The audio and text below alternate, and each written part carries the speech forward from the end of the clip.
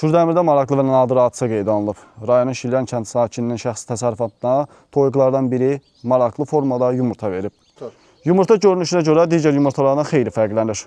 Əjdaha başını xatırladan bu yumurta görən şəxsləri təəccübləndirib. Axşam üstü idi, gəldim ki, yuvadan yumurtaları götürəm.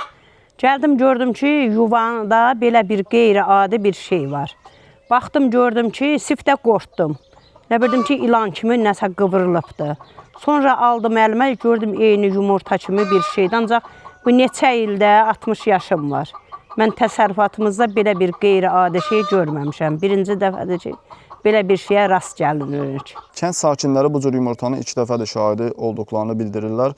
Mütəxəssislərin sözlərinə görə belə hallar nadir də olsa təbiətdə müşahidə edilə bilər. Yumurtanın bu cür fərqli formaya düşməsi toyuğun orqanizmində baş verən müəyyən fizioloji dəyişikliklər və xarici amillərin təsiri ilə əlaqədar ola bilər. Qeyd edək ki, kənd təsərrüfatında bu kimi qeyri-adi hallar zaman-zaman baş versə də hər dəfə insanlarda maraq doğurur və sosial müzakirələrə səbəb olur.